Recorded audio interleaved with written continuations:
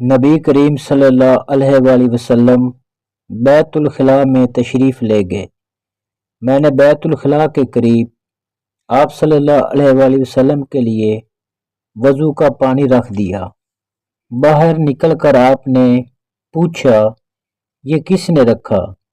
جب آپ صلی اللہ علیہ وآلہ وسلم کو بتلایا گیا تو آپ صلی اللہ علیہ وآلہ وسلم نے میرے لیے دعا کی اور فرمایا، اے اللہ اس کو دین کی سمجھ عطا فرما۔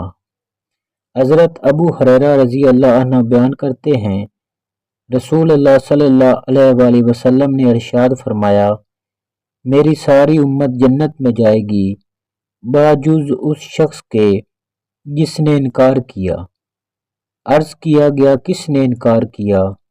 آپ صلی اللہ علیہ وآلہ وسلم نے فرمایا، جس شخص نے میری اطاعت کی وہ جنت میں جائے گا، اور جس نے میری نافرمانی کی گویا اس نے انکار کیا۔